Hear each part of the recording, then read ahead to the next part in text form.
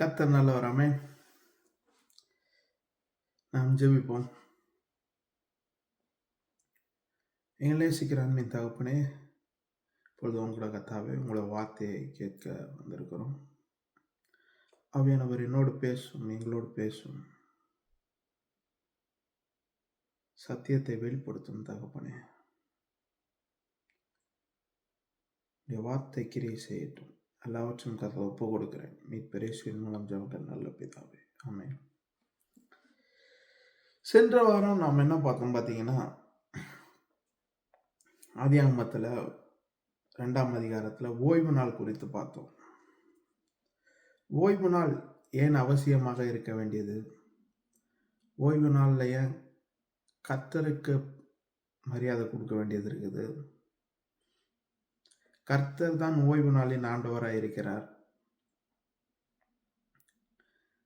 இப்படி பல காரியங்கள் ஓய்வு நாளை குறித்து பார்த்தோம். ஓய்வு நாள் என்றது சும்மா ஒரு சடங்கு மாதிரி கிடையாது. கோயிலுக்கு போறது வர்றது அப்படின்னு கிடையாது. அதனால் கர்த்தருடைய நாள், கர்த்தருக்குன்னு நம்ம முக்கியத்துவம் கொடுக்கணும். வாரத்தின் 6 நாட்களும் நாம் ஓடுகிறோம், உழைக்கிறோம், சம்பாதிக்கிறோம். ஏன்னா நல்ல உணவை உண்ணணும், தேவைகள் சந்திக்கப்படணும். இப்படி பல காரியங்களுக்காக நம்ம ஓடிக்கொண்டிருக்கிறோம். அந்த ஒரு நாள் கர்த்தருக்கென்று நாம் வைக்கிறோம். கர்த்தர் நம்மை எப்படி நடத்துகிறாரு,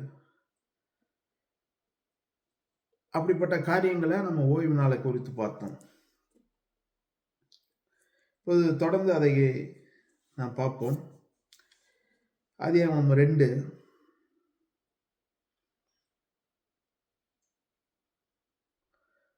4வது வசனத்துல இருந்து நம்ம தொடங்கணும். நான் படிக்கிறேன். உங்ககிட்ட வேதம் புத்தகம் இருந்ததுன்னா திறந்துக்கோங்க. ஆதியாகமம் 2 4வது வசனத்துல இருந்து நான் படிக்க போறேன். தேவனாகிய கர்த்தர் பூமியையும் வானத்தையும் உண்டாக்கின நாளிலே வானமும் பூமியும் சிருஷ்டிக்கப்பட்ட வரலாறு இவைகளே. நிலத்தினுடைய சகலவித செடிகளிலும் பூமியின் மேல் இன்னும் உண்டாகவில்லை. நிலத்தினுடைய சகலவித பூண்டுகளும் இன்னும் முளைக்கவில்லை. ஏனெனில் தேவனாகிய கர்த்தர் பூமியின் மேல் இன்னும் மழையை பொய்ய பண்ணவில்லை. நிலத்தை பண்படுத்த மனுஷனும் இருந்ததில்லை. அப்பொழுது மூடுபனி பூமியிலிருந்து எழுப்பி பூமியெல்லாம் நனைத்து தேவனாகிய கர்த்தர் மனுஷனை பூமியின் மண்ணினாலே உருவாக்கி ஜீவ சுவாசத்தை அவன் நாசியிலே ஊதினார். மனுஷன் ஜீவ ஆத்மாவானான். தேவனாகிய கர்த்தர் கிழக்கே ஏதேன் என்னும் ஒரு தோட்டத்தை உண்டாக்கி தாம் உருவாக்கின மனுஷனை அதிலே வைத்தார். தேவனாகிய கர்த்தர் பார்வைக்கு அழகும் புசிப்புக்கு நலமுமான சகலவித விருட்சங்களையும் தோட்டத்தின் நடுவிலே ஜீவ விருட்சத்தையும் நன்மை தீமை அறியத்தக்க விருட்சத்தையும் பூமியிலிருந்து முளைக்க பண்ணினார்.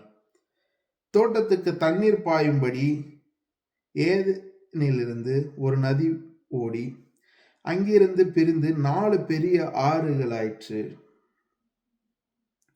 முதலாம் ஆற்றுக்கு பைசோன் என்று பெயர். அது ஆவிலா தேசம் முழுவதையும் சுற்றி ஓடும். அவ்விடத்திலே பொன் விளையும். அந்த தேசத்தின் பொன் நல்லது. அவ்விடத்திலே விதலோகும் கோமேத கல்லும் உண்டு. இரண்டாம் ஆற்றுக்கு கீகோன் என்று பெயர். அது எத்தியோப்பியா தேசம் முழுவதையும் சுற்றி ஓடும். மூன்றாம் ஆற்றுக்கு தேக்கல் என்று பெயர். அது அசிரியாவுக்கு கிழக்கே ஓடும். 4ஆம் ஆற்றுக்கு ஐபிராத்து என்று பெயர். தேவனாகிய கர்த்தர் மனுஷனை ஏதேன் தோட்டத்தில் அழைத்து கொண்டு வந்து அதை பண்படுத்தவும் காக்கவும் வைத்தார். தேவனாகிய கர்த்தர் மனுஷனை நோக்கி, நீ தோட்டத்தில் உள்ள சகல விருட்சத்தின் கனியையும் புசிக்கலாம். ஆனாலும் நன்மை தீமை அறியத்தக்க விருட்சத்தின் கனியை புசிக்க வேண்டாம். அதை நீ புசிக்கும் நாளிலே சாகவே சாவாய் என்று கட்டளையிட்டார். பின்பு தேவனாகிய கர்த்தர் மனுஷன் தனிமையாயிருப்பது நல்லது அல்ல என்று ஏற்ற துணையை அவனுக்கு உண்டாக்குவேன் என்றார். தேவனாகிய கர்த்தர் வெளியின் சகல மிருகங்களையும் ஆகாயத்து சகலவித பறவைகளையும் மண்ணினாலே உருவாக்கி ஆதாம் அவைகளுக்கு என்ன பெயரிடுவான் என்று பார்க்கும்படி அவைகளை அவனிடத்தில் கொண்டு வந்தார். அந்தந்த ஜீவ ஜந்துகளுக்கு ஆதாம் எந்தெந்த பெயரிட்டானோ அதுவே அதற்கு பெயராயிற்று. அப்படியே ஆதாம் சகலவித நாட்டு மிருகங்களுக்கும் ஆகாயத்து பறவைகளுக்கும் சகலவித காட்டு மிருகங்களுக்கும் பெயரிட்டான். ஆதாமுக்கோ ஏற்ற துணை இன்னும் காணப்படவில்லை. அப்பொழுது தேவனாகிய கர்த்தர் ஆதாமுக்கு அயர்ந்த நித்திரை வர பண்ணினார். அவன் நித்திரை அடைந்தான். அவர் அவனது விலா எலும்புகளில் ஒன்றை எடுத்து அந்த இடத்தை சதையினால் அடைத்தார். தேவனாகிய கர்த்தர் தாம் மனுஷனில் எடுத்த விலா எலும்பை மனுஷியாக உருவாக்கி அவளை மனுஷனிடத்தில் கொண்டு வந்தார். அப்போது ஆதாம், இவள் என் எலும்பில் எலும்பும் என் மாம்சத்தில் மாம்சமுமாயிருக்கிறாள். இவள் மனுஷனில் எடுக்கப்பட்டபடியினால் மனுஷி எனப்படுவாள் என்றான். இதன் நிமித்தம் புருஷன் தன் தகப்பனையும் தன் தாயையும் விட்டு தன் மனைவியோடு இசைந்திருப்பான். அவர்கள் ஒரே மாம்சமாய் இருப்பார்கள். ஆதாமும் அவன் மனைவியுமாகிய இருவரும் நிர்வாணிகளாய் இருந்தும் வெட்கப்படாதிருந்தார்கள். ஸோ இந்த 2வது அதிகாரம் பார்த்தீங்கன்னா, இப்போ நம்ம படித்தோம். இதில் என்ன பெருசாக இருக்குது, என்ன பெருசாக போதிக்கக்கூடிய காரியங்கள் இருக்குது, என்ன இருக்குது அப்படின்ட்டு பொதுவாகவே இந்த ஆதியாகமம் 2 வரைக்கும் நிறைய பேருக்கு நிறைய காரியங்கள் படிக்க மாட்டாங்க. ஏன்னா கிளைமேக்ஸு அங்கே வந்துடுது. 3வது அதிகாரத்துக்கு மேலே தான் பாவம் செய்கிறான், பிசாசு வரான். அதனால் எல்லாருக்கும் பிடிச்ச காரியம் அதுவாக இருக்குது. ஆனால் இந்த 1-2ல் மிக முக்கியமான பல காரியங்கள் தேவன் எப்படி செய்திருக்கிறார், தேவனுடைய படைப்பு என்ன, தேவன் எவ்வளவு அன்பு வைத்திருக்கிறார், தேவன் எவ்வளவு ஒரு பார்த்து மனுஷனை செதுக்கியிருக்காரு,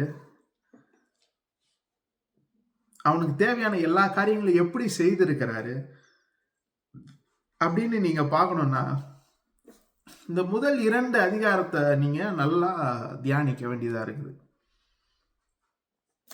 நம்ம 3ஆம் வசனம் வரைக்கும் பார்த்தோம் ஏற்கனவே. 4வது வசனம் 5வது வசனத்துல நீங்க பாத்தீங்கன்னா 4, 5, 6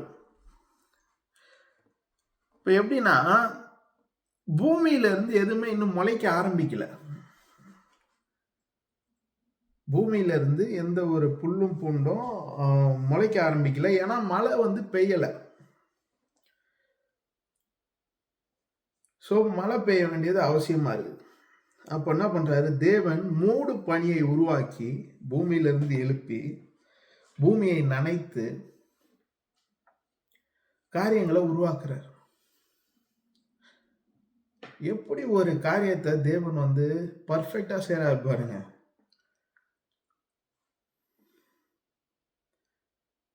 சில பேர் சொல்லுவான், இது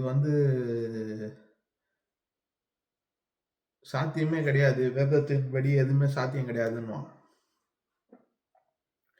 குரங்குல இருந்து மனுஷன் வந்தாங்க சொன்னா இன்னும் நம்பிக்கிட்டு இருக்கானுங்க.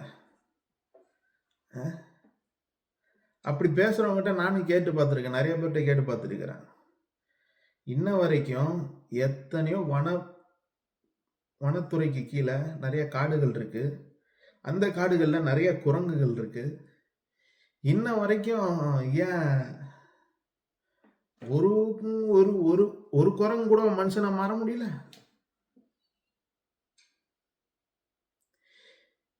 ஏன் இன்ன வரைக்கும் எத்தனையோ உயிரியல் பூங்காக்கள் உலகத்துல இருக்குது, ஏன் ஒரு குரங்கு கூட மனுஷனை மாற முடியல?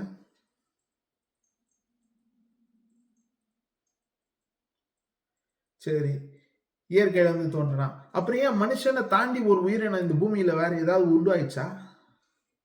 எதுவும் உண்டாகல பாருங்க. ஏன்னா தேவன் எந்த நோக்கத்துக்காக படைச்சிருக்காருன்னா மனுஷனுக்காக தான் பூமியை படைச்சிருக்காரு. பூமி மனுஷன் ஆளுவதற்கு. ஆள்வதற்குன்னா அரசியல் பத்தி பேசுறேன்னு நினைச்சுக்காதீங்க. பூமியை சுதந்திரித்துக் கொள்வதற்கு. பூமியில இருக்க எல்லாத்தையும் என்ஜாய் பண்ணி வாழ்றதுக்கு மனுஷனுக்கு கொடுக்கப்பட்ட இடம் தான் பூமி. இன்னைக்கு நிலாவுக்கு போறேன்றானுங்க, எதேதோ தேடுறாங்க. இன்னும் எவ்வளவு முயற்சி செஞ்சுட்டு இருக்காங்க பாருங்க. ஆனா வாழக்கூடிய பூமிய எப்படி பராமரிக்கணும்னு நமக்கு தெரியல. நமக்கு என்னைக்குமே ஒரு பொருள் கையில இருக்கும்போது அந்த அருமை தெரியறது கிடையாது பாருங்க. அது என்னைக்கு நம்ம கையில இல்லையோ, அது நம்ம விட்டு போகுமோ, அன்னைக்கு தான் நமக்கு அதோட அருமை புரியும். எல்லாருக்கும் நடக்கிறது தான் பாருங்க.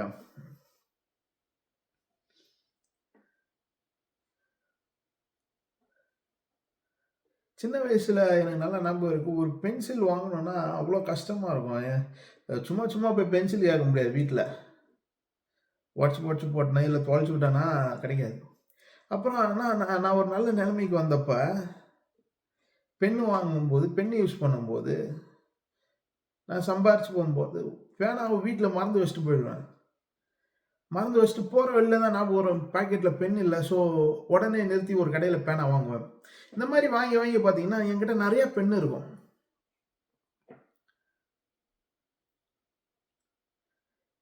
அதனோட இம்பார்ட்டன்ஸ் சில நேரம் நான் உணராம ஆயிடுவேன். ஏன்னா என்ன ஒரு ரூ. 5 குடுத்தா ஒரு பேனா தரப்போகுது. ஆனா, அந்த ரூ. 5 இல்லாம ஒரு நாள் இருந்தப்ப, அன்னைக்கு தான் அந்த ஒரு பேனாவோட மதிப்பு எனக்கு தெரியும். அது ஊதி ஊதி எழுதி பத்திரப்படுத்தி, ஏன்னா கிடைக்க கஷ்டம்னா. அதே மாதிரி இன்னைக்கு பூமியில எல்லாமே இலவசமா கிடைக்குது. எல்லா ரிசோர்ஸஸும் இங்க இருக்குது. புதுசா மனுஷன் ஒண்ணும் கண்டுபிடிக்கலங்க. என்னங்க சொல்றீங்க? எவ்வளோ காரியத்தை மனுஷன் கண்டுபிடிக்கிறாங்க. எல்லாமே பூமியில இருக்கிறது தான் அவன் இன்வென்ட் பண்றான். பெட்ரோலியம் கண்டுபிடிக்கிறாங்க. பூமிக்குள்ள இருக்குது அது.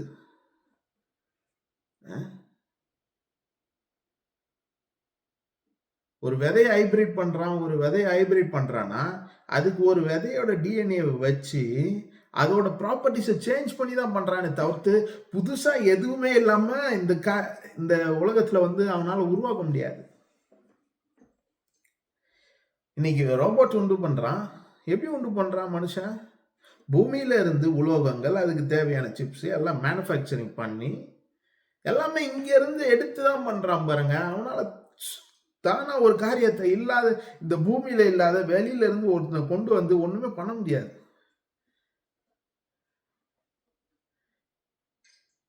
ஆனா எந்த ஒரு மிருகமும் இன்வென்ட் பண்ணுதா? என்னைக்காவது ஒரு குரங்கு லைட் வேணும் லைட் கண்டுபிடிச்சதா? என்னைக்காவது ஒரு நாய் எனக்கு போன் வேணும் போனை இன்வென்ட் பண்ணுச்சா? என்னைக்காச்சும் ஏதாவது ஒரு சிங்கம் எனக்கு துப்பாக்கி வேணும் துப்பாக்கி இன்வென்ட் பண்ணுச்சா? கிடையாது. அப்ப மனுஷனை தேவன் எப்படி அருமையா டிசைன் பண்ணி வச்சிருக்கிறாரு நமக்கு புரியறதே கிடையாது. நம்ம என்ன இமேஜின் பண்ணிட்டு இருக்கோம், நம்ம ஒண்ணும் கிடையாது அப்படின்ட்டு. தேவன் எவ்வளவு ஒரு அருமையான படைப்பா மனுஷனை படைச்சிருக்காரு பாருங்க. நமக்கு இது புரியவே மாட்டேங்குது.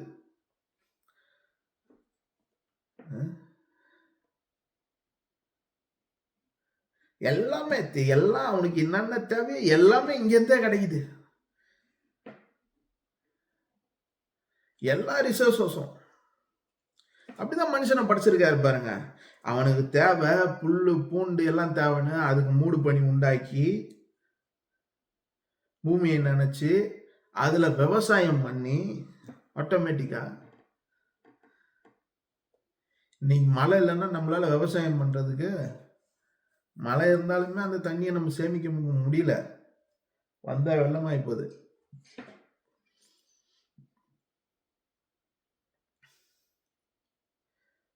ஒரு வருஷம் நம்ம எதிர்பார்த்த மழை இல்லைன்னா பெரிய பஞ்சம் உண்டாகுது. விவசாய பொருட்கள் வந்து விளைநிலங்கள்ல விவசாயம் பண்ண முடியல.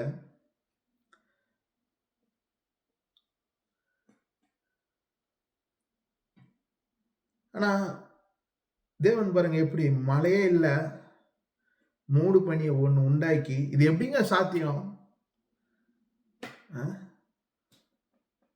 இது எப்படிங்க சாத்தியம்னு சொல்லுவாங்க. எனக்கு விவரம் தெரிஞ்சு ஒரு வாட்டி பார்த்தீங்கன்னா, வெங்காய விலை பயங்கரமா ஏறி போச்சு. ஏன்னா இங்க விவசாயம் பண்ண முடியல. மழை இல்ல. இஸ்ரேல்ல இருந்து வெங்காயத்தை இந்தியாவுக்கு ஏற்றுமதி பண்ணாங்க. ஸோ அது பார்த்தீங்கன்னா, அது ஒரு பாலைவன நாடு. எகிப்து. எகிப்துல இருந்து பண்ணாங்க, இஸ்ரேல்ல இருந்து பண்ணாங்க. அங்கெல்லாம் எப்படி பண்ணாங்க பார்த்தீங்கன்னா, அவன் வந்து இந்த சொட்டு நீர் பாய்ச்சனம், இப்படி வந்து அவனுக்கு மழை பெருசா கிடையாது. அவன் சின்ன சின்ன காரியங்கள்லாம் வச்சு அவன் டெக்னாலஜி மூலியமா கொண்டு வரான். அதை பார்த்து வியந்து போனாங்க எல்லாம். ஜப்பான்லாம் பார்த்தீங்கன்னா கப்பல்ல விவசாயம் பண்றான். இப்படி இன்னைக்கு டெக்னாலஜி வந்து பல மடங்கு டெவலப் ஆயிடுச்சு. ஆனா என் கர்த்தர் பாருங்க, அன்னைக்கே டெக்னாலஜில எங்க இருந்திருக்காரு பாருங்க. மூடு பனி உண்டாக்கி பூமியில ஒரு காரியத்தை முளைக்க செய்து, அப்புறம் மனுஷன் அந்த ஈரப்பதமா இருக்குது பாருங்க, அந்த மண்ணை எடுத்து உருவாக்கி, சும்மா நார்மலா ஒரு மண்ணுல ஈரப்பதம் இல்லைன்னா தூள் தூளாயிடும். கையில எடுத்தா அது ஓடும். அதனால எவ்வளவு பர்ஃபெக்டா செஞ்சிருக்காரு பாருங்க. Master craftsmen. அதனால தான் நான் அடிக்கடி சொல்வேன் தேவனை. அப்புறம் இன்னொரு காரியம் 7வது ஆதியாகமம் 2:7 இங்க சொல்லப்படுது. தேவனாகிய கர்த்தர் மனுஷனை பூமியின் மண்ணால் உருவாக்கி ஜீவ சுவாசத்தை அவன் நாசியில் ஊதினார். அவன் ஜீவ ஆத்துமாவாய் மாறினான். மனுஷன் வந்து ஜீவன் பிளஸ் ஆத்துமா. ஜீவ ஆத்மாவாய் மாறினான். ஜீவ ஆத்மானா என்னங்க? இந்த சரீரத்துக்கு உள்ள இருக்குது ஆத்மா. இன்னொரு ஜீவன் இங்க ஒரு காரியம் சொல்லப்பட்டிருக்குது. கர்த்தருடைய ஜீவன்.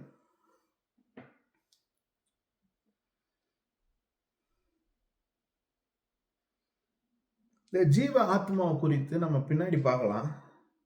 ஏன்னா இன்னைக்கு நான் இதை குறித்து பேசினேன் அப்படின்னா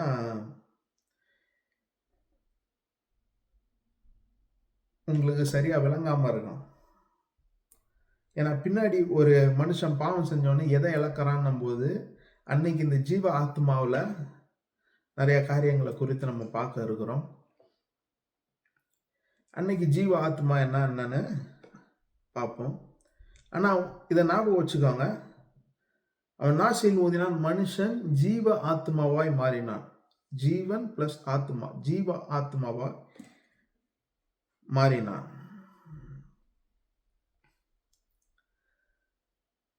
அடுத்து தேவனாகிய கர்த்தர் கிழக்கே ஏதேன் என்னும் ஒரு தோட்டத்தை உண்டாக்கி, அவனுக்கு ஒரு தோட்டத்தை உண்டாகிறார் பாருங்க, ஏதேன். இந்த ஏதேன் தோட்டம் அப்படின்னு சொல்லும் போது இது ஒரு பிளஷர் ஆஃப் ஜாய் அப்படின்னு பல வேத வல்லுநர்கள் சொல்றாங்க. ஒரு சந்தோஷமான இடம்.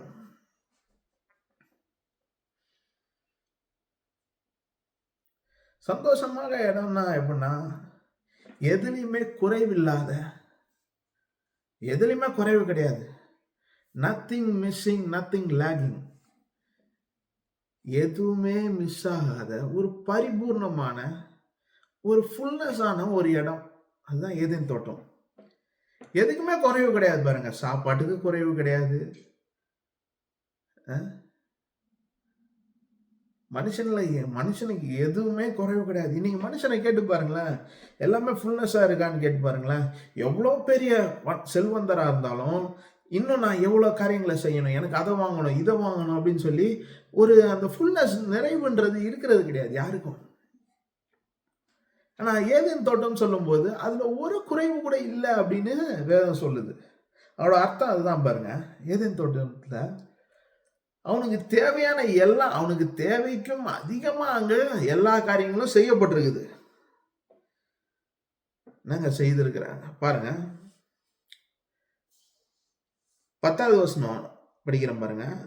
தோட்டத்துக்கு தண்ணீர் பாயும்படி ஏதேனிலிருந்து ஒரு நதி ஓடி அங்கே பிரிந்து 4 பெரிய ஆறுகள் ஆயிடுச்சு. ஒரு மனுஷனுக்கு ஏதோ ஒரு நாளைக்கு 1 மணி நேரத்துக்கு தண்ணி விட்டாவே பெரிய விஷயம். கொலால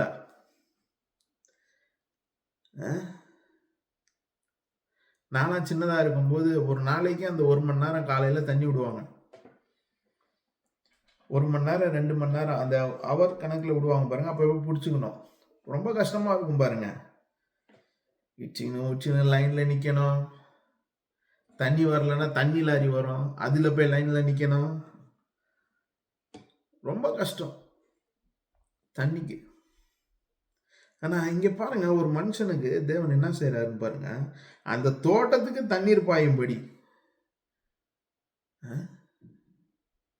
அந்த தோட்டத்திற்கு தண்ணீர் பாயும்படி ஏதேனிலிருந்து ஒரு நதி, அதுல இருந்து 4 ஆறுகள். ஒரு மனுஷனுக்கு 4 ஆறுங்க. என் தேவனுடைய தாராளத்தை இங்கதான் பார்க்கலாம். நீங்க ஆதியாகமம்லாம் ஃபுல்லா படிச்சு பார்த்தீங்க, மனுஷனை உண்டாக்குறத படிச்சு பார்த்தீங்கன்னா, அவர் என் மேல வச்சிருக்கிற அன்பம் மாதிரி இந்த உலகத்துல ஒருத்தர் கூட வைக்க முடியாதுங்க.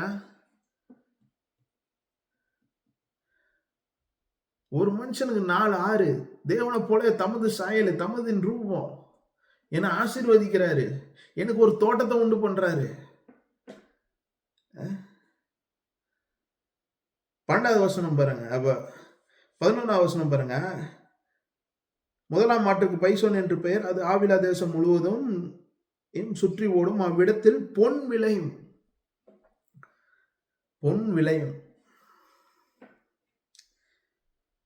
அதுக்கப்புறம் 12வது வசனம், அந்த தேசத்தின் பொன் நல்லது. அதுக்கு அடுத்து பாத்தீங்கன்னா அங்க உதோலோகமும் கோமேத கல்களும் உண்டு. அதாவது வைரம், வைடூரியம். இன்னைக்கு பல விலை மதிக்கத்தக்க உள்ள பல கற்கள், பல நகைகள், இப்படிப்பட்ட காரியங்கள்லாம் அன்னைக்கு இப்படி விளைஞ்சிருக்குது பாருங்க. பொன் விலையும் போட்டிருக்குது. விலையும்னா எப்படிங்க, அப்படி ஒரு செடி மாதிரி வரும் போல.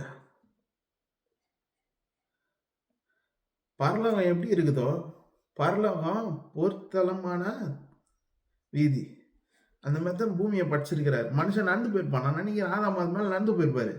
சாயங்காலம் வாக்கிங் போகும்போது பொண்ணு மேலாம் அப்படி நடந்து போயிருப்பாரு. பொண்ணுன்னா பொண்ணு கிடையாதுங்க, தப்பா நினைச்சு போறீங்க. இது பொண்ணுன்றது தங்கம்.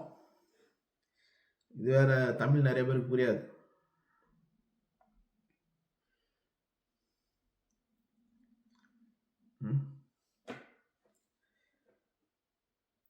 தங்கத்துல நடந்திருப்பாரு ஆதாம். கோமேத கற்கள் நடந்திருக்கும், தூக்கி போட்டு விளாண்டு இருப்பாரு.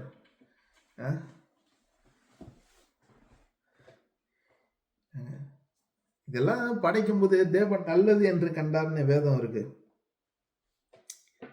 தேவன் படைப்புல ஒரு தீமையும் கிடையாது பாருங்க. இன்னைக்கு கிறிஸ்தவம் சொல்றாங்க, பொண்ணு வேணாம், மண்ணு வேணாம், நகை வேணாம், பணம் வேணாம். இப்படி முட்டாள்தனமான ஒரு காரியத்தை நம்ப கூடாது பாருங்க. வேதத்துல எல்லாமே உனக்கு, நீ புசித்து திருப்தியா இருக்கும்படி உனக்கு கொடுக்கப்பட்டதுதான் எல்லாம். நீ வேணான்னு சொல்லிட்டு போனா இன்னொருத்த எடுத்துட்டு போவான், நீ கீழே கிடக்க வேண்டியதான். இன்னைக்கு கிறிஸ்தவர்களுக்கு போதிச்சு போதிச்சு போதிச்சு வளர்றதே கிடையாது. கிறிஸ்தவ குடும்பத்துல பிறந்தா அவன மாதிரி பாவி யாரும் இருக்க முடியாது போல. அவனை பயமுறுத்தி, அவனை நல்ல துணி போட விடுறது கிடையாது. நல்ல ட்ரெஸ், நல்ல ஒரு எதையுமே நல்லது அவன தொட விடுறது கிடையாது. எதுக்கு அவ்வளோ ஆடம்பரம்? எதுக்கு அவ்வளோ பண திமிரு? எதுக்கு பேராசை? நல்ல உணவு சாப்பிட விடுறது கிடையாது. இல்லங்க, வேதத்துல தன்னைத்தானே தாழ்த்துறவன் தன்னைத்தானே தாழ்த்தணும். எதை தாழ்த்தணும்? தாழ்த்தணும்னா என்னங்க தாழ்த்தணும்?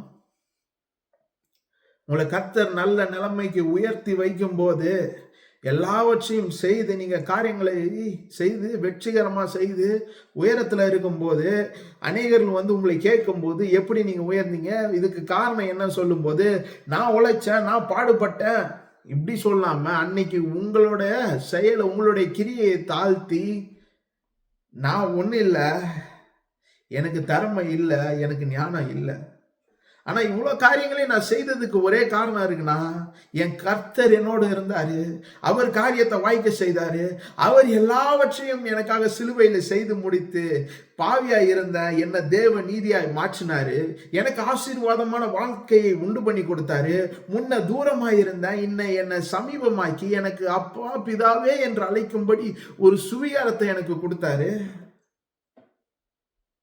அப்படி தாழ்த்தணும். சில கிறிஸ்தவங்களை பார்த்துருக்க பாருங்க, பிரதர் நல்லா வீடு கட்டியிருக்கீங்க, அப்பா அம்மா எவ்வளோ கஷ்டம் தெரியுமா, ரொம்ப கஷ்டப்பட்டு கட்டினேன், நல்லது, நீங்க கஷ்டப்பட்டுருக்கீங்க இல்லைலாம் சொல்ல, அதுவே ஏதாவது ஒரு பிரச்சனை வரட்டுமே சொல்லு. கர்த்தருக்கு என்ன சத்தம் பிரதர், கர்த்தரோட சித்தம் என்னமோ அதுவே நடக்கட்டும். பிரச்சனை வந்தா கர்த்தர் சித்தம், நல்லது நடந்தா நீங்க பண்ணிட்டீங்க. இதுலதான் தாழ்த்தணும், அதுலதான் தன்னை தாழ்த்துகிறவன். வேதம் இப்படிதான், அப்படிதான் தாழ்த்தணும். இன்னைக்கு தப்பா காரியங்களை போதிச்சுட்டு தாழ்மை உள்ளவர்களா இருக்கணும், பெருமை உள்ளவர்களுக்கு கர்த்தர் எதிர்த்து நிற்கிறார். நீங்க பெருமை உள்ளனா என்ன? நல்ல ட்ரெஸ் போடக்கூடாது, நல்லா முடிவெட்டக்கூடாது, அவன் வசதியா இருந்துடக்கூடாது பாருங்க. பிரியமானவர்களே, வேதம் அப்படி ஒண்ணுமே போதிக்கல பாருங்க. அப்படி இருக்க, அப்படிதான், அதுதான் தேவனுடைய சித்தம்னா தேவன் எதற்கு இதெல்லாம் படைக்கணும்?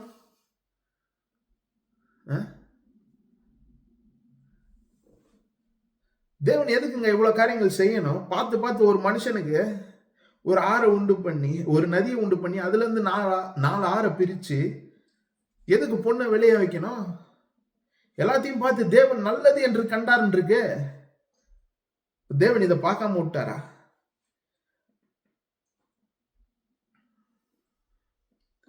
நமக்கு புரியறதே கிடையாது. ஏன் புரியறது கிடையாதுன்னா, நம்ம வேதத்தை நம்ம வாசிக்கிறது கிடையாது. மற்றவங்க கிட்ட ஓடுறது, மற்ற ஒருத்தர் ஜெபிக்கிறாங்க அவங்களுக்கு கிட்ட போய் கேட்கறது. பிரியமானவர்களே, அவர்களுக்கு யார் தேவனோ அதே தேவன் தான் நம்மளும் ஆராதிக்கிறோம். அவர்களுக்கு என்ன பிரிவிலேஜோ அதே பிரிவிலேஜ் தான் நமக்கு கொடுக்கப்பட்டிருக்குது. அவர்கள் எந்த நாமத்தை வைத்து ஜெபிக்கிறார்களோ அதே நாமம் தான் உங்களுக்கும் எனக்கும் கொடுக்கப்பட்டிருக்குது. அப்படின்னா ஊழியக்காரங்களுக்கு மரியாதை கொடுக்க வேணாமா? அப்படிலாம் சொல்லல. ஊழியக்காரங்களுக்காக நன்றி. ஏன்னா இன்னைக்கு இப்படிப்பட்ட வேத வாக்கியம் எனக்கு புரியறதுக்கு காரணம் நல்ல ஊழியக்காரர்கள். எனக்கு என் போதகர் நல்ல விதமா போதிச்சார், அது என் வாழ்க்கையை மாத்துச்சு. ஏன்னா ஒரு பாரம்பரிய கிறிஸ்தவ குடும்பத்தில் இருக்கும்போது எனக்கு வந்து கர்த்தரை குறிச்ச பயத்தை தான் காட்டினாங்க. கர்த்தர்கிட்ட போறது எவ்வளவு கஷ்டம்னு காட்டினாங்க. ஆனா என் போதகர் காட்டினாரு, கர்த்தர் ரொம்ப நல்லவர், நீ அவரை தேடி போறதுக்கு முன்னாடி அவர் உனக்காக எல்லாவற்றையும் செய்தார், அவர் உன்னை தேடி வந்தார் என்பது எனக்கு சொல்லும் போது என் கண்ணு திறக்கப்பட்டது. வேதத்தை நான் வேற மாதிரி படிக்க ஆரம்பிச்சேன். வேற மாதிரி நான் தப்பா படிக்கல, வேதத்தை எந்த நோக்கத்துக்காக கொடுத்தாரோ கர்த்தரு அந்த நோக்கத்திற்காக அப்படி பார்க்க ஆரம்பிச்சேன்.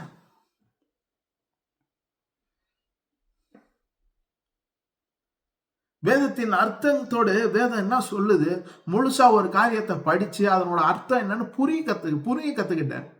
என் கர்த்தர் யார், அவர் எனக்கு என்னெல்லாம் செஞ்சுட்டாருன்னு ஒரு அன்பு, அவர் என்னெல்லாம் எவ்வளவு அன்பா இருக்கிறாரு, என் மேல எவ்வளவு அளவில்லாத அன்பு இருந்தா, பாவியா இருக்கும் போது என்னை நேசிச்சு அவர் இந்த பூமிக்கு வந்து இவ்வளவு காரியங்களை ரட்சிப்ப கொடுத்து இவ்வளவு காரியங்களை எனக்கு சொன்னாருன்னு எனக்கு ஒரு ஊழியக்காரர் சொன்னாருங்க.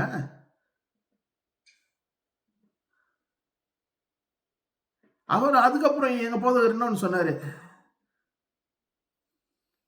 இருந்தாலும் நான் ஜெபம் பண்றதை விட இதெல்லாம் உணர்ந்து நீ ஜெபிச்சனா, கர்த்தருடைய வார்த்தையை எடுத்து நீ உன் வாழ்க்கையில பயன்படுத்தினா அதுதான் உனக்கு பெரிய ஆசீர்வாதமா இருக்கும்.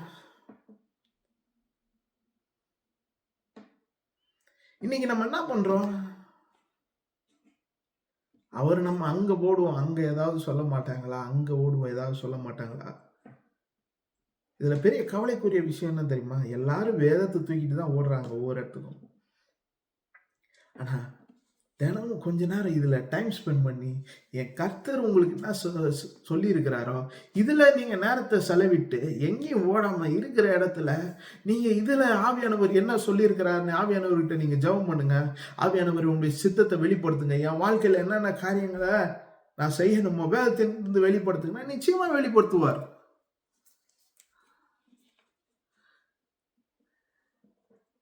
இதை விட்டுட்டு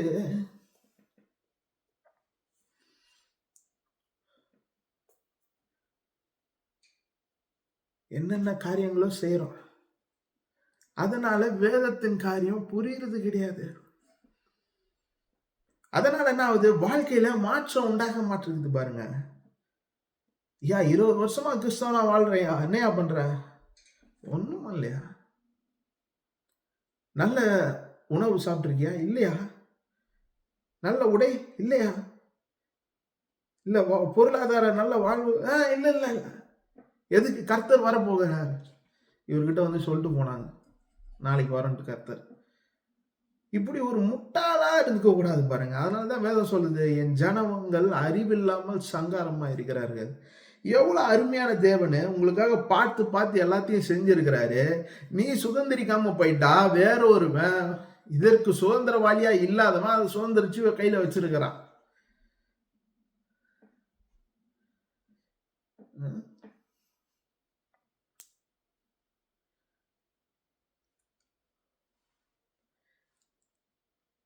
ஒன்னு சொல்றது, பணத்து மேலாம் நம்ம கண்ணு இருக்கக்கூடாது. பணம் எல்லா தீமைக்கு வேறு. நல்லா வேதத்தை படிச்சு பார்த்தீங்கன்னா பண ஆசை தான் எல்லா தீமைக்கும் வேறு. பணம் எல்லா தீமைக்கும் வேறுலாம் கிடையாது. பொருள் ஆசை தான் எல்லா தீமைக்கும் வேறு. பொருள் எந்த பொருளும் எல்லா தீமைக்கும் வேற இருக்குது கிடையாது. எதையுமே புரிஞ்சுக்கிறது கிடையாது. பணம் இல்லாம இந்த உலகத்துல நீங்க என்ன காரியம் செய்ய முடியும், என்னத்தை செய்து தர முடியும்?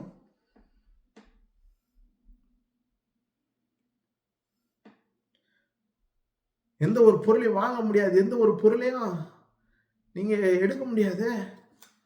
அப்ப அது இல்லாம எப்படி சாப்பிடுவீங்க, எப்படி உயிர் வாழ்வீங்க? இப்படி கேட்டா இன்னொரு வசனத்தை தூக்கிட்டு வந்துருவாங்க, மனுஷன் 40 மட்டும் அல்ல தேவனுடைய வாயிலிருந்து புறப்படுகிற ஒவ்வொரு வார்த்தை. எதுக்கு எதை சொன்னாருன்றது அறிவு கடைசி வரைக்கும் இல்லாததுனால வேதம் எதை குறித்து என்ன சொல்லியிருக்குதுன்னு அந்த அறிவு புரியாததுனால வாழ்க்கை மாறாதுங்க. ஆனா உங்க வாழ்க்கை மாறணுமா, கர்த்தருடைய வசனம் என்ன சொல்லுதோ அதை பெரட்டாம அதை மாத்தி திரிச்சு பேசாம உள்ளதை உள்ளபடி புரிந்து நீங்கள் எப்படிங்க புரியுறது, எப்படி நான் புரிஞ்சு படிக்கிறது வேதத்தை அப்படின்னு கேட்டீங்கன்னா ரொம்ப ஈஸிங்க. இருக்கிற மாதிரி படிச்சீங்கன்னா நல்லா புரியும்.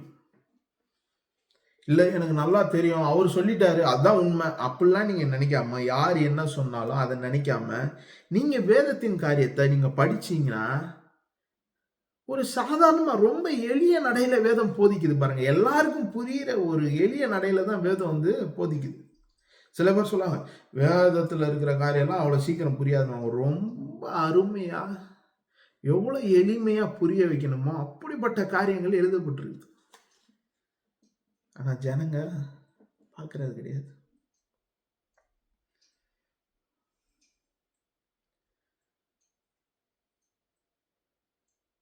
இப்படிதான் தேவன் உண்டாக்கி இருக்காரு பாருங்க. பொண்ணு விளையுது, வைர கற்கள் கோமேதங்கள்லாம் தரையில இருக்குது. இதெல்லாம் எதுக்கு படைக்கணும் தேவன்? வேதம் சொல்லுது, பிரியமானவனே உன் ஆத்துமா வாழ்கிறது போல எல்லாவற்றிலும் வாழ்ந்து சுகமாயிரு, நல்லா இரு. இந்த உலகத்துல பரலோகம் போகணும்னு கேட்பாங்க கிறிஸ்தவங்க. பரலோகம் போகணும்னு வாங்க. ரட்சிக்கப்பட்டு கிறிஸ்து யார் என்று அறிந்துட்டீங்கன்னா, கிறிஸ்துவுக்குள் வந்துட்டீங்கன்னா நீங்க நிச்சயமா பரலோகம் போயிருவீங்க.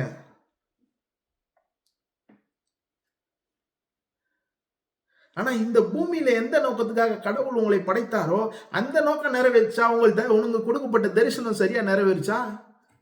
உன்னை அழைத்த அழைப்பின்படி எல்லா வேலையும் முடிச்சிட்டீங்களா? சில பேர் பார்ப்போம் பாருங்க, இந்த பூமியில இருக்கிறது அப்படியே சாபக்கேடா அப்படின்னு நினைப்பாங்க. இவங்க ரொம்ப பரிசுத்தவான் மாதிரியும், சுத்தி இருக்கிறவங்களாம் பாவி மாதிரியும். உங்களுக்கு ரட்சிப்புன்னு ஒண்ணு கொடுக்கப்பட்டது பார்த்தீங்களா? நீ கிறிஸ்தவங்களாம் நம்ம சொல்றோம் ரட்சிக்கப்பட்டோன்னு. ரட்சிப்பு எதுக்கு கொடுக்கப்பட்டதுன்னா, சரியான ஒரு மனுஷனுக்காக ரட்சிப்பு கிடையாது. பாவிகளை ரட்சிக்கவே கிறிஸ்து இயேசு இந்த உலகத்துக்கு வந்தாரு. அப்ப நீ உன்னை பாவின்னு ஒத்துக்கிட்டாதான் உன்னால ரட்சிப்பே பெற முடியும். ரட்சிப்பு இலவசம். ஆனா எப்ப ரட்சிப்பு உனக்கு உண்டாகும்? நான் பாவி ஆண்டவர், எனக்கு உங்களுடைய ரட்சிப்பை தாங்கன்னா ரட்சிப்பு உண்டாகும். நான் எல்லாத்தையும் கைப்பற்றி இருக்கிறேன். இயேசுநாதர் கிட்ட ஒருத்தன் வரான் பாருங்க, நான் சிறிய வயதுல இருந்து நியாயப்பிரமாணத்தை கை கொண்டிருக்கிறேன், மோசேவின் நியாயப்பிரமாணத்தை அப்படின்னு சொல்லும்போது அவர் சொல்றாரு, உன் ஆஸ்தி அந்தஸ்து எல்லாம் கொடுத்துட்டு நீ பின்னாடி வாப்பா அப்படின்றாரு. அவன் அப்படியே போயிட்டான். இது என்ன அர்த்தம்னா, ஒருவன் சரியா தன்னுடைய நியாயத்தையும் தன்னுடைய கிரியையும் சுய கிரியைகளையும் நியாயப்படுத்தி கர்த்தர் முன்னாடி ஒரு நீதியை பெற முடியும்னா பெறவே முடியாது. அப்ப நான் எப்படி நீதியை பெற்றேன்? நான் என்னுடைய கிரியையினால் அல்ல, அவர் எனக்கு அவருடைய கிரியையின்படி நான் பெற்ற ரட்சிப்பு.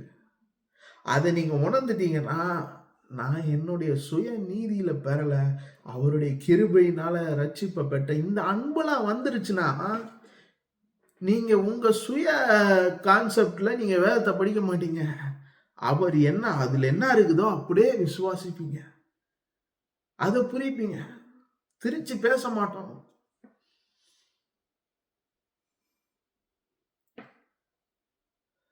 அப்ப கிறிஸ்தவர்களா இருக்கிறோம். வேதம் சொல்லுது, ஆசீர்வாதத்தை சுதந்திரிக்க அழைக்கப்பட்டவர்கள் நாம். அப்ப மனுஷனை எப்படி படைக்கிறான்னு பார்த்தோம். எல்லாம் ஒரு குறைவு கிடையாது பாருங்க. அவனை காட்டுல இருக்க விட்டுருக்கலாம், அவனுக்கு ஒரு தோட்டத்தை உண்டு பண்ணி, அந்த தோட்டத்துக்கு ஒரு ஆறு, அந்த ஒரு நதியில இருந்து 4 ஆறு உண்டு பண்ணிட்டு, அப்புறம் கர்த்தர் சொல்றாரு பாருங்க, தோட்டத்தின் நடுவே வந்து பாத்தீங்கன்னா, நன்மை தீமை அறியத்தக்க கனி, அதை புசிக்கும் நாளிலே சாகவே சாவாய். வேதத்துல முதல் தடவை ஒரு காரியம் வந்து சாவு, மரணம் குறித்து ஆதியாகமம் 2:17 சொல்லப்பட்டிருக்குது மரணம். ஸோ 7 சொல்லப்பட்டிருக்கு ஜீவன், 2:7 ஜீவனை குறித்து ஒரு காரியம் சொல்லப்பட்டிருக்கு. 17 வந்து சாகவே சாவாய். 2 காரியம் வந்திருக்குது பாருங்க. எப்படி நான் 1ல சொன்னனோ இருள் வெளிச்சம், அதே மாதிரி இங்கேயும் 2 காரியம் கான்ட்ராஸ்டா இருக்கு. ஜீவன் ஒரு பக்கம் இருக்கு, மரணம். இதை நம்ம தொடர்ந்து நான் சொன்ன மாதிரி பின்வரும் அடுத்து வர வீடியோஸ்ல நம்ம பார்ப்போம். ஏன்னா அங்கதான் வந்து இதுக்கான எல்லாரோட விளக்கமும் அதுல வருது. ஆதியாகமம் 3ஆம் அதிகாரத்துல வருது. அதனால குறிச்சு வச்சுக்கோங்க. இந்த 7வது வசனத்தையும் 17வது வசனத்தையும் நம்ம பின்னாடி அடுத்ததுல இதோட கனெக்டிவிட்டியை வந்து பார்க்க போறோம். அடுத்து 18வது வசனம் சொல்லப்படுது, மனுஷன் தனிமையா இருப்பது நல்லது அல்ல. என்னால சின்ன வயசுல கேட்பாங்க பாருங்க, நிறைய பசங்க வந்து கேட்பாங்க, கிறிஸ்டியனை மாட்டா கல்யாணம் பண்ணக்கூடாதா? எந்த ஒரு ஆசை இருக்கக்கூடாதா? வேதம் சொல்லுது, மனுஷன் தனிமையா இருப்பது நல்லது அல்ல, தேவனே கண்டார். அவனுக்கு ஏற்ற துணையை உண்டு பண்றாரு பாருங்க. அவனோட விலா எலும்புல இருந்து அவனுக்கு அயந்திர நித்திரையை வர பண்ணி, அதுல இருந்து ஒரு விலா எலும்பை எடுத்து மனுஷியை உருவாக்கி, அது எடுத்த இடத்துல சதையை வச்சு அடைச்சி, என்ன மாதிரி சர்ஜரி பாருங்க. ஹாஸ்பிட்டல் இல்லை, ஐசியூ இல்லை, ஆப்ரேஷன் வார்டு இல்லை, எதுவும் கிடையாது. எவ்வளோ பெரிய சர்ஜரி பாருங்க.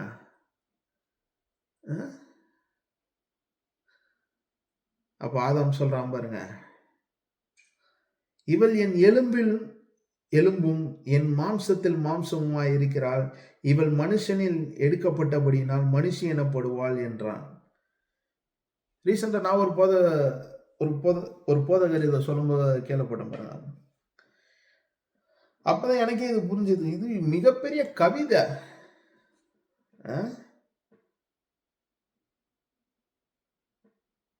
என்னோட எலும்பு, என்னுடைய சதை, என்னில் இவள் ஒரு பாதி. அவள் தனித்து கிடையாது, அவளும் நானும் ஒண்ணு. அதுதான் இங்க ஆதாம் சொல்றாரு. கணவன் மனைவியின் உறவு இங்கே காணப்படுது. இன்னைக்கு எவ்வளோ பிரச்சனை, எவ்வளோ போராட்டம் வருது. உண்டு பண்ணும்போது இப்படிதான் உண்டு பண்ணியிருக்கிறாரு. சிலர்லாம் சொல்லுவாங்க, ஏன் தான் இந்த கல்யாணத்தை பண்ணி இந்த ஆளை தலையில கட்டினாங்களோ, ஏன் தான் இந்த கல்யாணத்தை பண்ணி இந்த பொம்பளை ஏன் தலையில கட்டினாங்களோ, அப்படி பேசிக்கிறத நான் நிறைய பேர்கிட்ட கேட்டிருக்கிறேன். ஆனா வேதம் இந்த உறவை எப்படி காட்டுது பாருங்க. உங்களுக்கு ஒரு திருமணம் நடந்துச்சுன்னா, கணவன் மனைவியும் பிசிக்கலி 2 உருவமாக இருந்தாலும் அவர்களுடைய எண்ணங்கள், செயல்கள் எல்லாம் ஒன்றா இருக்குது.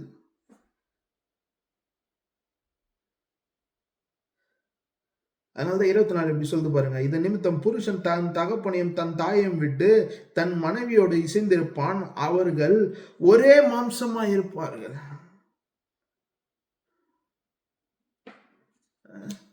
ஒரே மாம்சமா இருப்பார்கள். ரிலேஷன்ஷிப்பை பத்தி சொல்லுது வேதம்.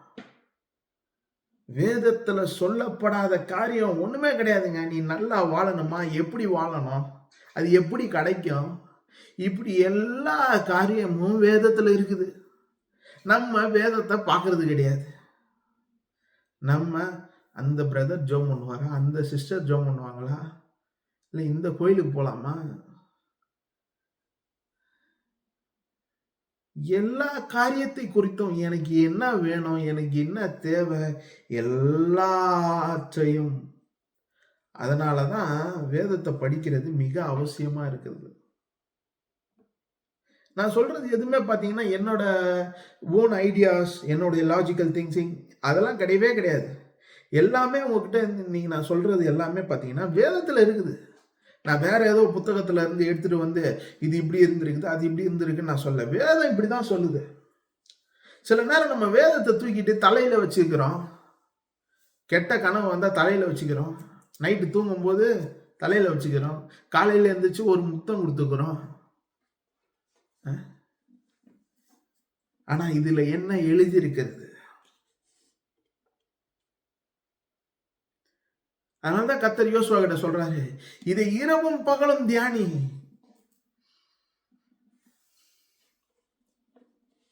அவன் தான் அந்த மனுஷன் தான் பாக்கியவான். அவன் எப்படி இருப்பான்? நீர்காலின் ஓரமாய் நடப்பட்டுள்ள மரத்தை போல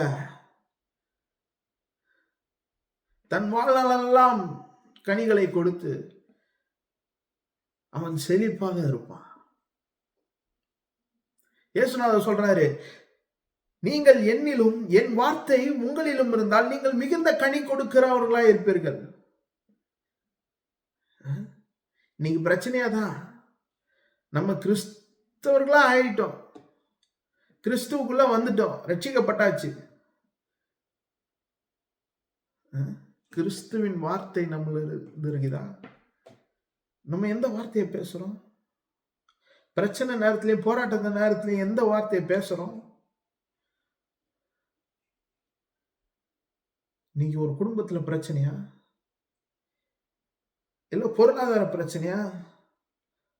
வேதம் சொல்லுது, தகப்பனே எவ்வளவு நன்மையான காரியங்களை மனுஷனுக்கு நீர் ஏற்படுத்திருக்கிறீர். ஆனா இன்னைக்கு என் வாழ்க்கையில பார்த்தா அப்படி ஒரு காரியம் இல்ல. ஆனா நிச்சயமாவே இந்த சூழ்நிலை மாற்றுவார் என்று அறிந்து விசுவாசித்து நீங்க ஜெபம் பண்ணீங்கன்னா உங்க சூழ்நிலை மாறும்.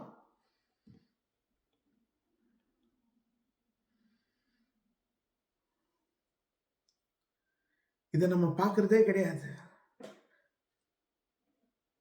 பிசாசு அப்படிதான் நம்மள பண்றான் பாருங்க. நம்மள பிசிக்கலா நம்மள ஏதாவது ஒரு காரியத்த செய்ய வைக்கிறான். நீங்க கோயிலுக்கு போறதுனால உங்க வாழ்க்கை மாறுமா? அவனுக்கு தெரியும். இது கோயிலுக்கு போய் வந்தாலும் நான் அங்க போய் உட்காந்துட்டு வந்துற போது 2 மணி நேரம். உங்க வாழ்க்கை மாறணும்னா, நீங்க இந்த வேதத்தை என்னைக்கு கையில எடுத்து, நீங்க படிச்சு, நீங்க ஆராய்ஞ்சு, உங்க வாழ்க்கையில நீங்க என்னைக்கு இத பயன்படுத்துறீங்களோ, அன்னைக்கு தான் வாழ்க்கை மாறும். இந்த ஆதியாகமம் நம்ம 1, 2 முடிச்சிட்டோம். தேவன் எப்படி மனுஷனை உண்டாக்கினாரு, பூமியை உண்டாக்கினாரு, மனுஷனுக்கு என்னென்னலாம் செஞ்சாரு அப்படின்ற காரியத்தெல்லாம் நம்ம பார்த்துட்டோம். இந்த 2ஆம் அதிகாரத்துல 2:7 அந்த ஜீவ ஆத்மாவானான், அப்புறம் பின்பு இது சாகவே சாவாய். இது 2ம் நம்ம அடுத்து வர காரியங்கள்ல பார்க்க போறோம். இப்போ 25வது வசனம். ஆதாமும் அவன் மனைவியாகிய இருவரும் நிர்வாணிகளாயிருந்தும் வெட்கப்படாதிருந்தார்கள். இதுவும் நம்ம அடுத்த வீடியோல பார்க்க போறோம். ஏன்னா இதனோட இந்த 3 காரியங்கள் குறித்த சம்பவம் அடுத்த அதிகாரத்துல நடைபெறுது. பாவம் வருது, பிசாசுனால வஞ்சிக்கப்படுறாங்க. இப்ப பாவத்தின் விளைவுனால எதை இழக்கிறாங்க, என்ன உண்டாகுது, அந்த மரணம் எப்படி இருக்கிறது அப்படின்ற காரியத்தெல்லாம் தொடர்ந்து நம்ம பார்க்க போறோம். இப்ப தேவன் இந்த உலகத்துல உண்டாக்கின எல்லா நன்மையான ஈவையும் நீங்களும் நானும் அனுபவிக்க தான் தேவன் இந்த உலகத்துல படைச்சிருக்கிறார். இதை அனுபவிக்காம நீ போய் பரலோகம் போகணும்னு ஆசைப்படுறீங்க. இல்ல இது பாவம், அப்படிலாம் கிடையாது. பாவம் இன்னும் இந்த 2 அதிகாரத்துல நம்ம படிச்சு முடிச்சிருக்கோம். 2 அதிகாரத்திலுமே பாவம் எதுவுமே வரல பாருங்க. அடுத்த அதிகாரத்துல தான் வரும் பாவம் என்னன்னு. பாவத்தின் விளைவுலாம் அடுத்த அதிகாரம். இது வரைக்கும் தேவன் எவ்வளவு அன்பா இருக்கிறாரு, அவர் என் மேல எவ்வளவு அன்பா இருந்தா மனுஷனுக்கு எவ்வளவு காரியங்களை அவர் செஞ்சிருப்பார்ன்ற காரியங்களை நம்ம பார்த்தோம். அதனால புரிஞ்சுக்கோங்க, யார்கிட்ட பேசிக்கிட்டு இருக்கேன்னு தெரியல. ஏன்னா இந்த காரியங்கள்லாம் எனக்கும் ஒரு காலத்துல இப்படிதான் போதிச்சிருந்தாங்க பாருங்க. கிறிஸ்தவர்களா இருந்தா நம்ம எதுக்கு ஆசைப்படக்கூடாது, அதிகமா பணம் சேர்க்கணும்னு நினைக்கக்கூடாது, ஏன்னா பணம் தீமைக்கு இதுவா இருக்குது. அப்புறம் தான் வேதத்தை படிச்சு பார்த்தோம்னா பண ஆசை தாங்க தீமைக்கு பேரா இருக்குது. என்கிட்ட பணம் வரும்போது அதை நான் பார்க்குறேன், அதை பார்த்துட்டு சொல்றேன், நீ ஆதாரம் கிடையாது. நீ இன்னைக்கு வந்திருக்கலாம், ஆனா உன்னால நான் வாழல. அதுக்குதான் கர்த்தரை கனப்படுத்துறோம். எதுக்கு காணிக்கை கொடுக்குறோம்? எனக்கு இது முதல் தடவையா பிரசங்கம் இந்த காணிக்கை குறித்து எனக்கு என் போதகர் சொல்லும் போது எனக்கு பெரிய ஆச்சரியம். என்னடா காணிக்கைன்னு ஏதோ கோயிலுக்கு கொடுக்குறோம், இல்லை ஊழியத்துக்கு கொடுக்குறோம் அப்படின்னு நினைச்சுன்னு இருந்தேன். ஆனா நம்ம எதுக்கு காணிக்கையை கொடுக்குறோம் அப்படின்னா, இந்த பணத்தினால வாழல. இந்த பணம் என் ஆதாரம் கிடையாது. இதை சம்பாதிக்க பலத்தையும் ஞானத்தையும் அறிவையும் நல்ல மனநிலையும் எனக்கு ஏற்படுத்தினவர் என் கர்த்தரு. அதனால அத கொடுக்கிறோம். கர்த்தர்கிட்ட கொடுத்துட்டு அறிஞ்சிருக்கிறோம், நிச்சயமா எனக்கு திரும்ப கிடைக்கணும். அப்ப பணம் எல்லா தீமைக்கும் வேறு கிடையாது. பணத்தின் ஆசைதான். அப்போ உலகத்துல இருக்க எல்லா நன்மையும் தேவன் நமக்காக படைத்தது. நாம் அதை அனுபவிக்க வேண்டும் என்பதற்காக தான் படைச்சிருக்கிறாரு.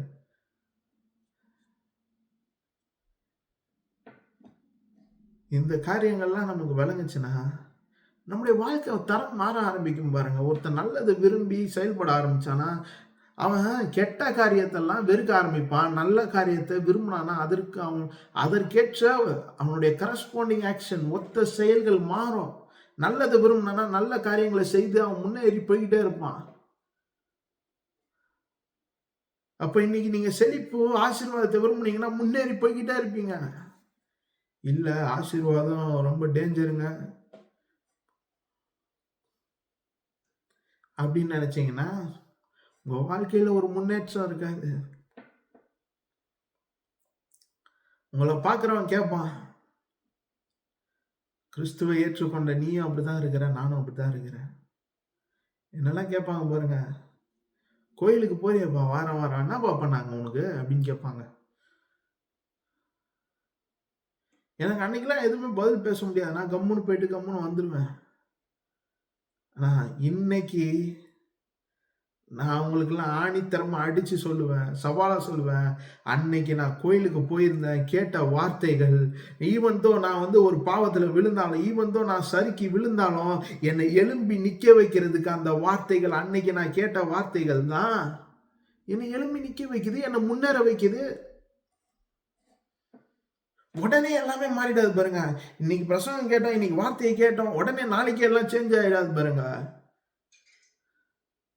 அதுக்கான ப்ராசஸிங் டைம் இருக்குது. அதுக்கு வரைக்கும் நீங்கள் சொல்லிக்கிட்டே இருக்கணும், நீங்கள் அதை தியானிக்கணும். இப்படிலாம் செய்யும்போது நிச்சயமாகவே நம்முடைய வாழ்க்கையை கர்த்தர் மாற்றுவார். நிச்சயமாகவே நான் சொல்கிறேன் பாருங்க. நல்ல நாளை காண வேண்டும் என்பதை விரும்பணுமா? வேதம் அப்படிதான் சொல்லுது. வேதத்தை படிக்கும்போது தேவன் என்னெல்லாம் செஞ்சார் நினைக்கும் போது என்னோட மைண்டோட மென்டல் திங்கிங்க என்னால் நினச்சி பார்க்க முடியல. எவ்வளோ ஒரு நல்ல ஸ்டாண்டர்ட் ஆஃப் லிவிங்கை கர்த்தர் எனக்கு ஏற்படுத்தி கொடுத்துருக்கிறாரு. இதை தெரியாமல் நான் பல நாளும் ஐயோ ஏழையா கோழையா இருக்கிறது தான் நல்லதுன்னு நினச்சிட்டு இருந்தோமே, தரித்திரத்தில் இருக்கிறத விரும்பி இருந்தோமே அப்படின்னு டைமை வேஸ்ட் பண்ணி அவ்வளோ நாள் இருந்திருக்கோமே, முட்டாளாக இருந்திருக்கோமேன்னு எனக்கு தோணுது. அதுக்கப்புறம் தான் முடிவு பண்ண, தரித்திரத்தை வெறுக்கணும். தரித்திரத்தை வெறுத்து கிறிஸ்துவின் ஆசீர்வாதத்தை அனுபவிக்கணும். ஏன்னா நான் தான் சுதந்திரவாளி பாருங்க. அப்படிதான் வேதம் சொல்லுது. அதனால நீங்க ஒருவேளை என்ன நிலையில இருப்பீங்கன்னு தெரியாது.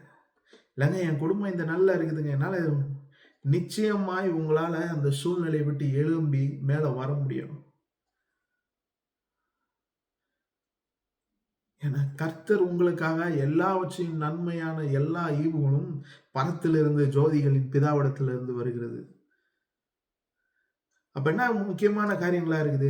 வேதத்தை நாம் தியானிக்க வேண்டியது, கர்த்தருடைய வார்த்தை என்னன்னு அறிந்து கொள்ள வேண்டியது, அதன்படி நாம் செயல்பட வேண்டியது. அப்போதான் வாழ்க்கை மாறுகிறது.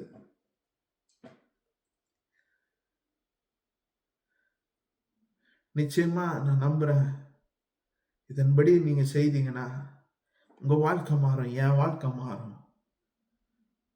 இதை நான் நம்புறேன். விசுவாசித்து நாம் இதை போல் இதுக்கேற்ற ஒரு ஒத்த வேஷம் இல்லாம, டபுள் ஆக்ஷன் இல்லாம, ஒரே சிங்கிள் மைண்டடா, ஒரே மனமாய் கர்த்தருடைய வார்த்தை என்ன சொல்லுதோ அதை விசுவாசித்து அதன்படி நம்ம நடப்போம். அப்படி நடந்தோமானால் நம்முடைய வாழ்க்கை அநேகருக்கு ஆசீர்வாதமா இருக்கும். நம்ம போய் சாட்சி சொல்லணும்னு அவசியமா கிடையாது. நம்ம வாழ்க்கை, நம்மளை பார்க்கிறவர்கள் நம்முடைய வாழ்க்கையே அவர்களுக்கு சாட்சியா தெரியும். இந்தான்பா ஒண்ணும் இல்லாம இருந்தான். ஆனா இன்னைக்கு எப்படியோ மாறிட்டான். ஒண்ணும் இல்லாதவங்க கூட ஏதோ ஏடாகூடம் பண்ணி, சேட்டை பண்ணின்னு, அமர்க்களம் பண்ணி சுத்தின்னு இருந்தான். ஆனா இன்னைக்கு எல்லாம் வந்து கூட ஒரு நல்ல டிசிப்ளினா இருக்கான். அப்படின்னு பார்க்கும்போது, அப்ப வந்து உங்ககிட்ட கேட்கும்போது, அன்னைக்கு உங்களோட பெருமை இல்லாம நீங்க சொல்லணும், கர்த்தர் எனக்கு எல்லாவற்றையும் செய்தார். அதனால நான் என்ன பண்ண முடியும்? மீண்டும் நான் பாவத்துக்கு மறிச்சு நீதிக்கு பிழைச்சிருக்கிறேன். நான் மீண்டும் பாவத்தின் காரியத்துக்கு என்னுடைய சரீரத்தை நான் ஒப்பு கொடுக்க மாட்டேன். ஏன்னா என் தேவன் எவ்வளவு நன்மையானவர், அவர் எவ்வளவு நன்மை செய்திருக்கிறாரு. அவருக்கு விரோதமா என்னால பாவம் செய்ய முடியாது அப்படின்னு நீங்க மற்றவங்களுக்கு சொல்லுவீங்க. அப்படிப்பட்ட நிலைக்கு கர்த்தர் நம்மை உயர்த்தி கொண்டு வருவார். விசுவாசிக்கிறேன். நாம் ஜெபிப்போம். கர்த்தாவே, இந்த நாள் எங்களோடு பேசினீர். நீர் எவ்வளவு அருமையாய் உண்டாக்கினீர் கர்த்தாவே மனுஷனை. நாங்க பார்த்தோம். அந்த மண்ணு மேல ஒரு மூடு பனி உண்டாக்கி, சாதாரண மண்ணுல உருவாக்க முடியாது. அதனால அந்த மண்ணை வந்து ஒரு ஈரப்படுத்தி, அப்புறம் அவனை படைச்சு, அவனுக்கு ஜீவ ஆத்மாவை கொடுத்து, பின்பு ஒரு மனுஷனுக்கு ஒரு தோட்டத்தை ஏற்படுத்தி, அந்த தோட்டத்துல 4 ஆறு, அந்த தோட்டத்தினோட சாராம்சம் பார்க்கிறோம். எவ்வளவு ஒரு லக்ஸூரியஸ் லைஃப் நீங்க கொடுத்திருக்கிறீங்க. எவ்வளவும் எங்களுக்காக செய்திருக்கிறீங்களே, மனுஷனுக்காக. எல்லாம் நாங்க நல்லா இருக்கணும்ன்றதுக்காக பார்த்து பார்த்து செய்திருக்கிறீர்கள். இன்னைக்கு இதெல்லாம் மறந்து நாங்க ஓடிக்கொண்டிருக்கிறோம். நாங்க எங்க வாழ்க்கையை நல்லா மாற்றலாம், நாங்க எப்படி என் வாழ்க்கையை முன்னேற்றுவது என்று நம்பி ஓடி இருக்கும்போது, நான் இன்னைக்கு ரெஸ்ட் எடுக்கிறேன் தகப்பனே. நான் உன்னதமான மறைவில் உட்கார்ந்து நீர் எனக்கு செய்ததை, நீர் கொடுத்ததை விசுவாசித்து நான் எடுத்துக்கொள்கிறேன் தகப்பனே. ஆசீர்வாதம் என்னுடையது, சுகம் என்னுடையது, பலன் என்னுடையது. இதெல்லாம் நான் சுதந்திரிக்க, இதற்கு சுதந்திரவாளி நான். என்னை ஆளும்படியாக ஆண்டவனாய் வைத்திரு. அதற்காக நன்றி தகப்பனே.